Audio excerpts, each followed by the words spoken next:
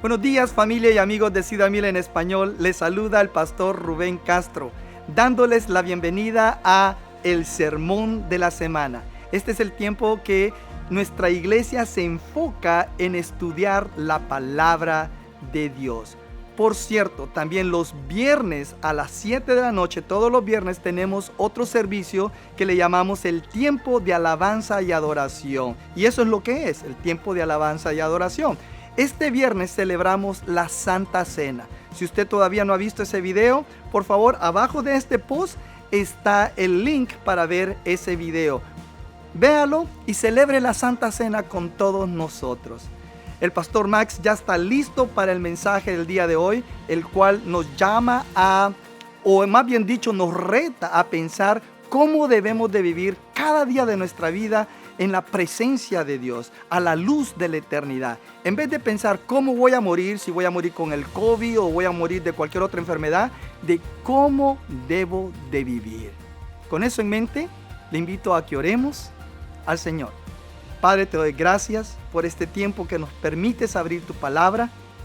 Pedimos que tú nos hables al corazón, que transformes nuestras vidas y que nos lleves más a la imagen de Cristo Jesús. Te lo pedimos en el nombre de Cristo Jesús. Amén. Los dejo con nuestro hermano Max Calderón. Buenos días, iglesia. Soy el pastor Max Calderón. Gracias, pastor Rubén, por esa introducción. Y como el pastor Rubén lo mencionaba la semana pasada acerca de los incendios que han azotado esta región durante las pasadas 2 semanas, la ferocidad de estos en el estado de Oregon consumieron más de 1 millón de hectáreas. Y es increíble el daño que han causado también en la región de California y Washington. Miles de personas tuvieron que ser evacuadas, algunos a último minuto, y algunos ni tan siquiera pudieron escaparse de las llamas y terminaron perdiendo sus vidas. Los incendios fueron tan intensos que por un momento se creyó que ningún lugar en el estado de Oregon estaba inmune a la amenaza de estos. Algo que los cristianos raramente hacemos aquí en el estado de Oregon es pedirle a Dios que nos envíe la lluvia. Pero por toda esa semana la lluvia era el líquido más anhelado porque creímos que le iba a ayudar a los bomberos a tomar control de estos incendios y también porque limpiaría el aire, esa nube negra que vino a contaminar a Portland, que hizo que por un buen tiempo fuera el aire más tóxico de todo el mundo, incluyendo el del Distrito Federal. Imagínese usted, durante esa semana la amenaza del coronavirus llegó a pasar a una posición secundaria.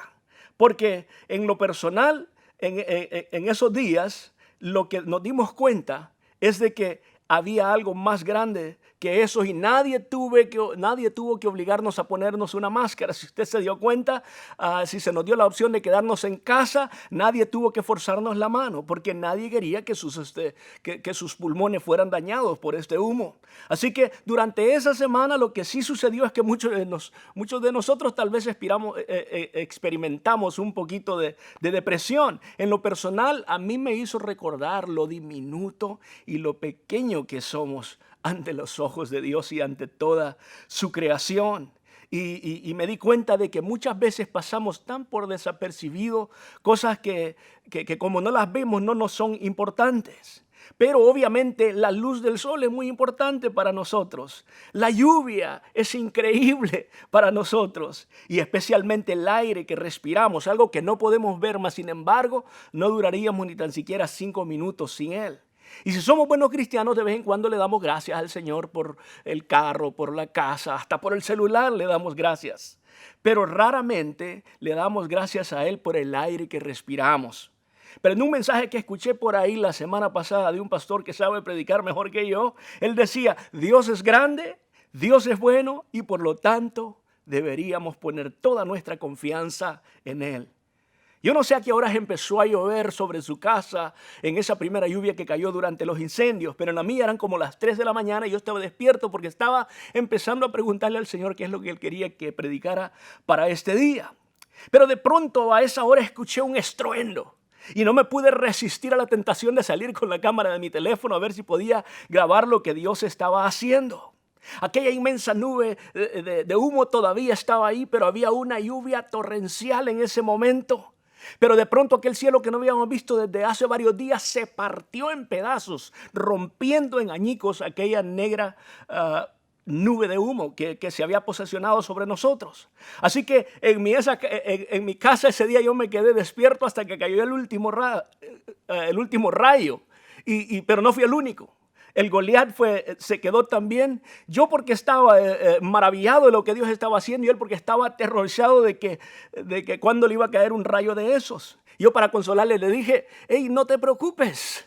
El que nada debe, nada teme. Pero parece que ese perro tiene unas cuantas deudas de las que yo no sé. Bueno, volviendo al mensaje, como ya todos saben, algunos de esos incendios todavía siguen activos, pero la lluvia permitió que los bomberos tomaran un poco más de control de ellos. Y a nuestro querido Oregon, Dios le dio una buena ducha, una buena bañada, y como resultado ha dejado de apestar a humo, porque Dios es grande, Dios es bueno, que hace llover sobre toda clase de personas. Pero es muy fácil olvidarnos de la grandeza y gracia de Dios cuando un año como el 2020 viene a amenazar nuestras vidas desde su primer día de existencia y nos deja preguntándonos cuál será la próxima sorpresa que nos traerá durante los próximos 3 meses que le quedan. Yo no sé cuáles han sido las cosas que han amenazado el lugar donde usted vive, cómo su vida ha sido amenazada. Pero los que vivimos aquí en los Estados Unidos, el número de posibilidades ha sido múltiple. El número de posibilidades de cómo morir ha sido extenso en este lugar, en esta región. El coronavirus, como dije, nomás ha sido una de las cosas que nos han amenazado. Pero aparte de eso, como le decía, los incendios, alguien podría haber hasta muerto ahogado por el humo. Pero si usted no vive en esta área del país, al otro lado también la amenaza era morir ahogado, tal vez no por el humo, pero sí por las inundaciones constantes que traen esos huracanes que atacan siempre esa región. En fin, los acontecimientos de este año me hacen recordar un programa que no sé si todavía pasan por la televisión, pero si no mal recuerdo se llamaba 1000 formas para morir. Este presentaba casos de personas que morían en circunstancias grotescas, desastrosas. Y yo creo que nadie, si tuviera la posibilidad, escogería dejar la tierra usando la vía de estos desastres. Un día de estos que hablaba yo con mi abuela, ella me decía, yo voy a esperar que pase esta peste del coronavirus para dejar esta tierra. Dice, morirse en estos días, dice, sería la peor tontería que yo pudiera cometer, dice la abuela riéndose. Ella dice, si uno se muere en este momento, ni los familiares pueden venir a verlo y lo terminan enterrando a uno en cualquier hoyo. Y así que dice, yo no soy tonta, que se mueran los viejitos. Dice, yo quiero morir, dice, con un mejor estilo. A sus casi 96 años, la abuela no ha perdido ni una onza de su buen humor. Y creo que eso le ha ayudado mucho a que Dios haya extendido su vida un poquito más. Pero la realidad es que nadie de nosotros sabe cuál será la vía por la cual vamos a dejar esta tierra. Lo que sí deseamos es que no sea en una tragedia que tenga que salir por los periódicos o por las noticias de la tarde en la televisión. Porque las noticias se especializan en escribir en detalle la forma en que las personas mueren. Y los incendios les han dado mucho que presentar a estas noticias. Pero yo creo que nadie de nosotros quiere ser recordado por la forma en que murió, sino por la forma en que vivió. Y por eso decidí titular este mensaje, no te preocupes de cómo vas a morir, sino de cómo vas a vivir. Así que no gastes tu tiempo preocupándote de qué forma vas a morir. No te preocupes por ninguna de esas cosas. Al único que le preocupa saber los detalles de cómo de cómo moriste al final de tu vida es al forense que va a escribir tu certificado de defunción. Haz nota de esto. Tus familiares y amigos solo te van a recordar por la forma en que viviste tu vida y cómo impactaste la de ellos. Escúchame bien lo que te he puesto en el punto 1. El testimonio de tu legado determinará cómo eres recordado. Déjame darte un ejemplo. El doctor y evangelista Billy Graham murió a los 99 años y nadie hoy le recuerda por la forma en que murió, porque dejó un testimonio de integridad. Más de 3 millones de personas aceptaron a Jesucristo durante sus campañas evangelistas. Escribió más de 30 libros y tal vez tú no sabías, pero él por años escribió una columna, por más de 60 años, dicen, que escribió una columna que él tituló Mis Respuestas. Él utilizó esta columna para dar respuesta a todas las preguntas e inquietudes que le enviaban aquellos que le seguían. Pero antes de morir, él escribió un último artículo para esta columna, y a este le tituló Mi última respuesta. Y en este artículo, Billy Graham nos muestra que él no estaba interesado en ser recordado de la forma en que él murió, sino de la forma en que él vivió. Por eso es que él dijo, espero me recuerden por la forma. Dice, espero me recuerden por mi testimonio. Espero me recuerden por haber sido un buen esposo, por haber sido un buen amigo, por haber sido un buen siervo fiel de Jesucristo, es lo que él dice. Dice entre ellos, para mostrar en realidad el calibre de humildad que este hombre tenía, estoy seguro de que he fallado de muchas maneras, pero me consuela la promesa de perdón de Cristo. Y también me consuela la capacidad de Dios para tomar incluso nuestros esfuerzos más imperfectos y usarlos para su gloria. Dice él, para cuando lean eso estaré en el cielo. Y mientras escribo esto esperaré con gran anticipación el día en que estaré en la presencia de Dios para siempre, hermano. Si quieres dejar un buen legado y ser gratamente recordado, practica la humildad. La humildad es una de las armas más poderosas que Dios le pudo dar a aquellos que les sirvieron. Por su humildad, Moisés fue usado para liberar a toda una nación. Dice en Números 2:3, Moisés era humilde, dice, era muy humilde, más que cualquier otra persona en la tierra. Ahora, no todos los siervos de Dios como Billy Graham y Moisés se libran de tener una muerte trágica. Si estudiamos la vida de los apóstoles, aunque lo menciona breve, sabemos que todos ellos tuvieron un final trágico. Porque lo importante no es cómo murieron, sino cómo vivieron. Por lo tanto, no hablamos tanto, no dedicamos mensajes completos al estilo de muerte que tuvo Pablo, al estilo de muerte que tuvo cualquier otro apóstol, sino a cómo vivieron. Así que hoy quiero invitarte a dejar tu destino final en las manos de Dios y a tomar en tus manos el control de cómo vas a vivir. Si el apóstol Pablo hubiera estado preocupado de cómo él iba a morir, jamás él hubiera podido cumplir con el propósito que Dios tenía para su vida. Sabemos que fue torturado y finalmente decapitado por el emperador romano Nerón. Pero a Pablo le recordamos por haber escrito 13 libros, o sea, la tercera parte del Nuevo Testamento, y por haber evangelizado a toda Asia Menor y al continente europeo durante sus 3 viajes misioneros. Y cuando él dijo, sean imitadores de mí como yo lo soy de Cristo, por supuesto que no se estaba refiriendo a que le imitáramos en su muerte. Tú y yo necesitamos imitar a hombres como estos por la forma en que vivieron. Escúchame bien esto. Dios no escoge cómo tú vas a vivir. Él solamente escoge tu propósito. Pero Él responde. Pero tú eres el responsable de cómo cumplirlo. Déjame leértelo nuevamente. Dios no escoge cómo tú vas a vivir. Él solamente escoge tu propósito. Pero tú eres el responsable de cumplirlo. Lo que le ayudó al apóstol Pablo a cumplir su propósito fue el enfoque en vivir con humildad y sacrificio, dejando en las manos de Dios el destino final de su vida. Por favor, abre tu Biblia ahí en el capítulo 20 del libro de Hechos. Y cuando tengas tiempo, por favor, léela completamente. Por hoy solo voy a referirme a unos cuantos versículos entre el 18 y el 27. Pero antes déjame darte el contexto de lo que estaba sucediendo en la vida de Pablo en esos días. La situación es que Pablo había planeado un viaje para ir a visitar la iglesia en Éfeso. Pero Dios vino y cambió sus planes y le puso en el corazón que era más urgente que fuera directamente a Jerusalén. Pablo sabía que su vida corría un peligro si iba a Jerusalén. Porque ahí sus principales enemigos tenían su central. La secta de los fariseos estaba exactamente en Jerusalén. Y Pablo sabía que si estos habían sido capaces de matar o de crucificar al mismo Hijo de Dios sin que Él nunca les hiciera algún daño, ¿cómo le iría a Él? Pablo los había traicionado a todos.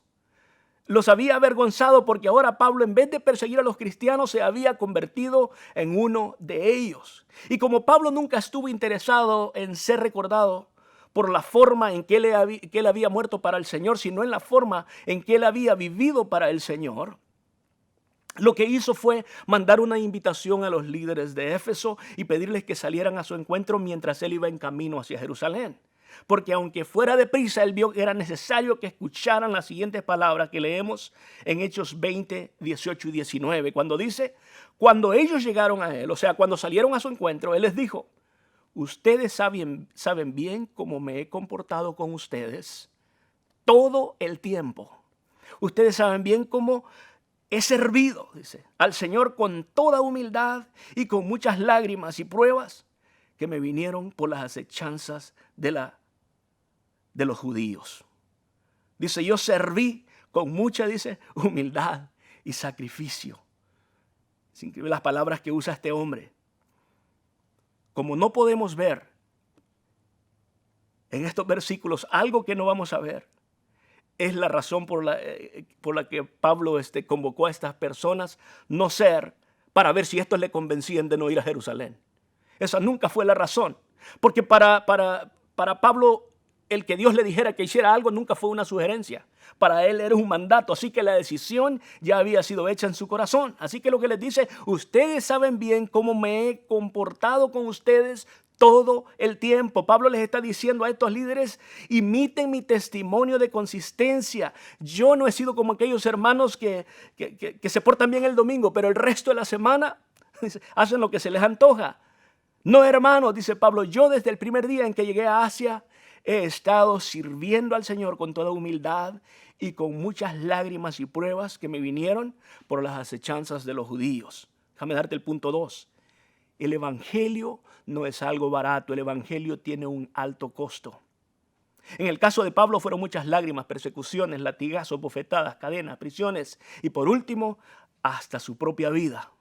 Si comparamos nuestra vida o el costo de nuestra vida por servir en el evangelio al costo que pagó Pablo, ¿cuáles serían las cosas que tú pondrías en esa lista? ¿Perdernos de una fiesta de cumpleaños porque tuvimos que ir a la iglesia? ¿O nos perdimos el mejor capítulo de una novela porque tuvimos que conectarnos al grupo de crecimiento? ¿O será que tuvimos que ser porque ya éramos más maduros, tuvimos que ser los anfitriones y tuvimos que limpiar la casa antes que llegaran nuestros hermanos? La mayoría de los cristianos hoy día a eso es lo que llaman sacrificio. Hermano, si nunca has derramado una lágrima por compasión hacia las personas que corren el riesgo de irse al infierno, al menos que alguien les traiga el mensaje de la salvación, entonces nunca vas a entender las lágrimas del apóstol Pablo. Si nunca has sido consistente en darle a Dios tu diezmo y ofrenda, entonces no sabes lo que es dar con sacrificio. Si nunca has tenido que escoger entre pagar tus biles o darle al Señor, nunca has dado por sacrificio. Sacrificio no es dar en tiempos de abundancia. Sacrificio es dar con constancia aún en tiempos de escasez. Es bueno recordar que Dios no requiere que le demos de lo que no hemos recibido. Él dice que le demos de acuerdo a cómo hemos recibido. Y si nunca te has desvelado orando o por estar preparando una clase bíblica para compartir tal vez en la escuela dominical con los jóvenes o con algo, tal vez preparando un mensaje para tu iglesia, déjame confesarte algo. Hay pastores a quien Dios les ha dado una habilidad especial de preparar un mensaje en unas cuantas horas y son de gran bendición para su iglesia. A mí Dios no me dio esa habilidad. A veces para preparar un mensaje como estos me lleva varias noches de desvelo. Y no es porque escoja trabajar en la noche, sino porque es entonces cuando me es más fácil de controlar los miles de pensamientos que provocan la hiperactividad de mi mente. Así que a veces he tenido que pasar varias noches preparando un mensaje porque en el día no me he podido concentrar. En el día me vienen tantos pensamientos que podría posiblemente preparar toda una serie. El problema es que ninguno de esos mensajes de esa serie son para el domingo que se me ha pedido que predique. Y a veces esto me frustra mucho, pero nunca por esa razón, en más de 10 años que tengo de estar predicando, he considerado dejar de hacerlo. ¿Sabes por qué? Porque antes desperdiciaba mi tiempo haciendo cosas, me desvelaba haciendo cosas que no valían la pena, en bailes que vacíos, cosas de tonterías nomás. Así que no te estoy pidiendo, hermano, no te estoy diciendo esto para que sientas compasión por mí, sino para recordarte que avanzar el reino de Dios requiere sacrificio. Otro precio que se tiene que pagar es el precio del rechazo. Cuando tienes que decir a las personas lo que necesitan escuchar y no precisamente lo que quisieran escuchar, Algo más que Pablo le recuerda a los Efesios en Hechos 20:20 es esto: nunca me eché para atrás. En otras palabras, si lo hubiera dicho en lenguaje mexicano, le hubiera dicho: nunca me rajé en decirles lo que necesitaban oír, ya fuera en público o en sus casas. ¿Sabes tú lo difícil que es decirle a uno de tus hermanos lo que necesita escuchar cuando te ha invitado a comer de sus tacos y te encuentras en el centro de su sala? ¿Sabes tú lo difícil es tener que decirle a ese hermanito porque lo amas, lo que él necesita escuchar y no precisamente lo que él quisiera escuchar? Pero ese es el precio que muchas veces tenemos que pagar. ¿Sabes cuántas de esas personas por muchos años que tengo de ser pastor jamás me volvieron a invitar a sus casas, aunque se los dije con amor y por su propio bien? Pero ese es el precio que a veces tenemos que pagar. Como pastor es el riesgo de que tu iglesia se quede vacía o que ya alguien no quiera ver ni tus mensajes por Facebook. Pablo dice: yo corrí ese riesgo con ustedes para testificarles mi constancia y quiero que ustedes sean imitadores de mí como yo lo soy de Cristo, a quien también muchos abandonaron cuando no escucharon de él lo que querían, sino lo que necesitaban. El evangelio también requiere estar dispuesto a amar a todo tipo de personas. Punto 3. El racismo no tiene lugar en el evangelio de Jesucristo. Hechos 20:21 dice: he tenido un solo mensaje para los judíos y los griegos por igual. La necesidad de arrepentirme del pecado, de volver a Dios y de tener fe en nuestro Señor Jesús. Es lo que él dice. ¿Se ha fijado usted cómo muchas iglesias muchas veces lo único que traen es a una congregación de la misma nacionalidad del pastor? ¿Se ha fijado usted cómo si son mexicanos, son mexicanos? Si son salvadoreños, todos los que llegan son salvadoreños. Y si de casualidad llega alguien que no es de la misma nacionalidad, no se siente muy bien. Es increíble, pero eso sucede. Y a veces no es ni intencional. Es lo que está en nuestros prejuicios muchas veces. Ya en nosotros. Pero Pablo dice: yo les prediqué el mismo mensaje a los griegos como a los judíos. La Gran Comisión nos manda a ir por todo el mundo y predicar el evangelio. Y nadie más que nosotros, los que vivimos en este país, tenemos el privilegio y facilidad de poder hacer eso porque vivimos en una nación de naciones y de múltiples culturas. Si Dios te ha dado la habilidad de poder hablar otro idioma como lo hizo con Pablo, usa esa habilidad para alcanzar personas para Cristo. No solo para ganarte un poquito más de dolaritos. ¿Sabes que antes de plantar una iglesia latina, aunque mi inglés era muy pobre, la mayoría de las personas a las que yo alcancé eran americanas, ellos también necesitan escuchar la verdad? Y entre los latinos que he alcanzado para Cristo, la mayoría son mexicanos, porque abundan más que los salvadoreños. Hermano, para compartir el evangelio no se necesita ser evangelista. Lo único que necesitas es ser cristiano. Hay personas que tienen un don especial de evangelizar, como Billy Graham, Luis Palau, pero todos somos llamados a evangelizar por responsabilidad. ¿Cuándo fue la última vez que tú le predicaste a alguien el evangelio? Punto 4. Predicar el evangelio no es sugerencia. Dios nos manda a hacerlo con urgencia y persistencia. Predicar el evangelio no es una sugerencia. Dios nos manda a hacerlo con urgencia y persistencia. Algo que debería estremecernos lo encontramos en las palabras escritas por Pablo o en las palabras que encontramos en Hechos 20, 26 al 27. Especialmente si hasta hoy, por todas las amenazas del 2020, hemos estado más preocupados de cómo vamos a morir que de cómo vamos a vivir para Cristo. Cuando Pablo se dio cuenta de la responsabilidad o de la posibilidad de que él tal vez nunca iba a volver a ver a los líderes de Efesio, a la iglesia de Efesio, esto es lo que les dijo en Hechos 20, 26 al 27. Por tanto, hoy les declaro que soy inocente de la sangre de todos, porque sin vacilar, escuche bien la palabra, sin vacilar, sin titubear, les he proclamado todo el propósito de Dios. Pablo les dijo a los efesios: ¿saben qué? Si no les vuelvo a ver y alguno de ustedes sufre la muerte eterna, yo no seré culpable de su sangre. Yo ya cumplí con mi responsabilidad, ahora vayan ustedes y cumplan con la suya. Hoy día las naciones desarrolladas mantienen vigilancia, cielo, mar y tierra. Usan radares, usan barcos, flotas marinas, aviones, destacamentos militares, fuerza aérea, todas esas cosas para proteger sus naciones.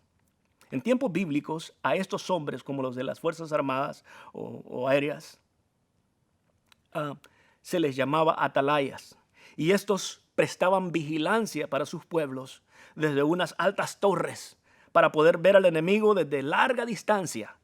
Y su responsabilidad era que si veían un enemigo que viniera en ataque, su arma era la trompeta que tenían y le empezaban a sonar y salían por toda la ciudad, advirtiéndole a todo el pueblo de la amenaza o el peligro que les acechaba. Y si estos atalayas se dormían y fallaban en alertar al pueblo de un ataque enemigo, estos eran considerados culpables de la sangre de todos los de aquel pueblo. A esto se refería Pablo cuando él estaba diciendo lo que acabamos de leer.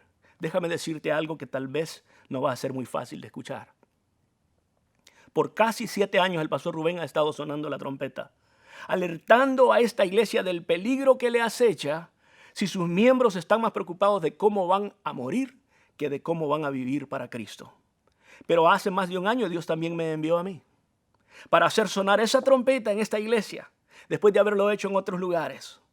De lo que puedo asegurarte en este día es que entre el pastor Rubén y yo podemos con toda seguridad, como lo hacemos en este día, decir que hemos sido fieles a predicar el evangelio de Cristo con denuedo y veracidad, diciéndote a veces no lo que has querido escuchar, sino lo que Dios ha creído que tú necesitabas escuchar. Y mi pregunta es, ¿podrás decir tú lo mismo con referencia a aquellos que Dios ha puesto en tu camino? Empezando por tus familiares, los de tu casa. Porque si hasta hoy la única trompeta que tu amigo ha escuchado es la del mariachi con la cual tú te unes a celebrar en sus fiestas y que solo le motiva a tomarse una cerveza más, entonces Pablo dice, tú también serás culpable de su sangre. Hermano, tu testimonio es muy importante para la vida de estas personas. Comparte con ellos, pero no participes en su destrucción. Porque si lo hacemos, dice Pablo, seremos culpables de su sangre, porque fallamos como atalayas.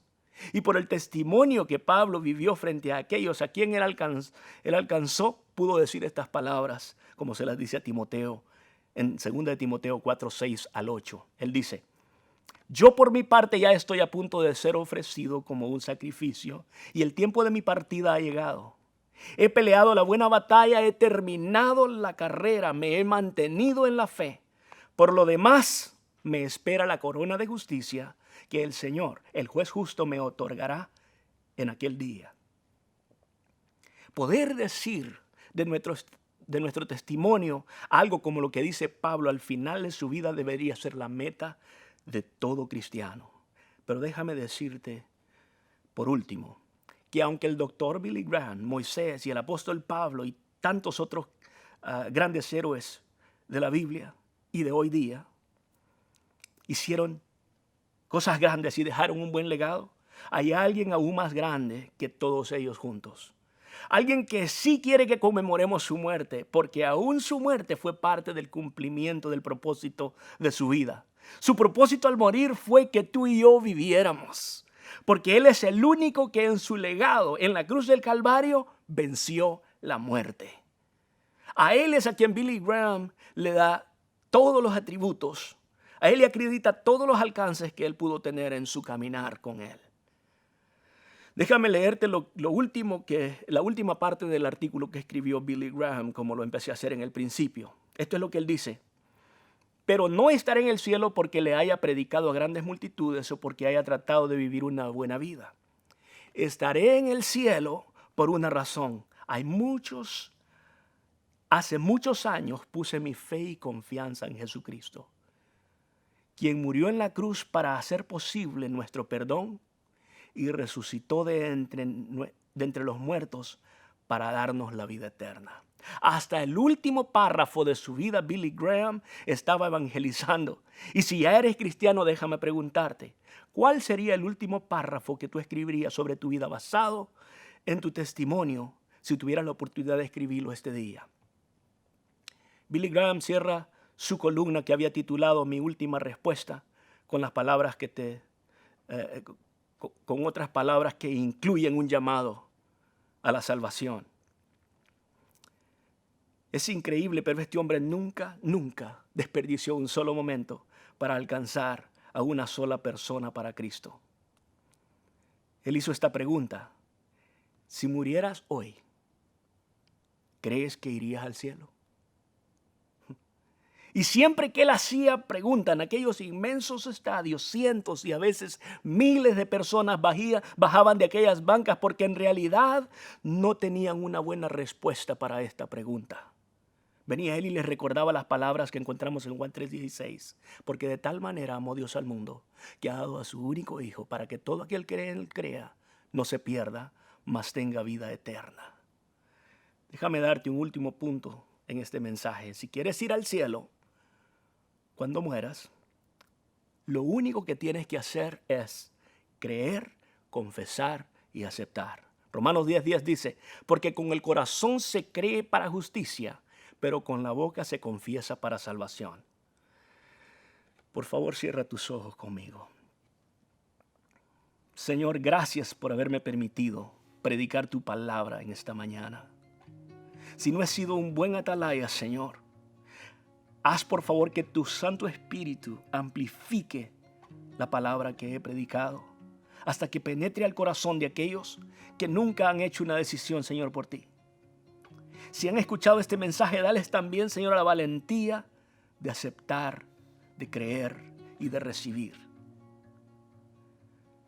Creyendo, confesando y aceptando que no hay otro nombre bajo el cielo dado a los hombres en que podamos ser salvos.